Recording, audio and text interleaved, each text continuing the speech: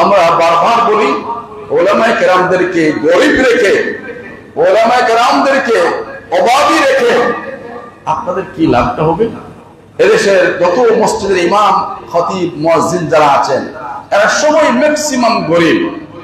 এদেরকে আপনারা যে পরিমাণ বেতন ভাতা দেন, সম্মান দেন, সম্মানী দেন, এগুলো দিয়ে এদের সংসার চলে না।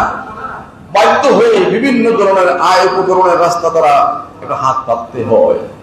আমরা উপদেষ্টা বলেছেন, আমরা খুশি হয়েছি এদেশে ওলামায়ে কেরামদের, বিশেষ করে আম্মায়ে মাসাজিদ যারা আছেন তাদের, আম্মায়ে খুতাবা যারা আছেন তাদের জন্য, অন্যান্য শিক্ষিত যারা আছেন তাদের যে স্কেল তৈরি করা হয়, ইমামদের জন্য এরকম একটা স্কেল তৈরি করে তাদের বউ বাচ্চা নিয়ে স্বাভাবিক পর্যায়ে তারা জীবন যাপন করতে পারে, একটু ডাল ভাত সাথ একটু তারা খেয়ে পরে দুনিয়া থেকে যেতে পারে, বাচ্চাগুলোকে যেন শিক্ষিত করতে পারে, এই পরিমাণ তাদেরকে যে বেতন পাতা দেওয়ার তিনি উদ্যোগ নিয়েছে, আমরা সাধুবাদ জানাই।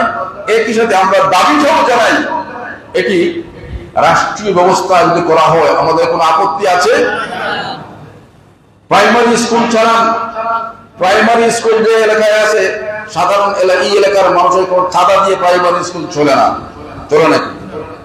প্রাথমিক বিদ্যালয়গুলো যদি সরকার চালাতে পারে তাহলে আমার এলাকার মসজিদগুলো কেন পারবে না? প্রাইভেট প্রকল্প হিসাবে হলেও অন্তত পক্ষে প্রত্যেক পাড়ার বড় মসজিদ যেগুলো আছে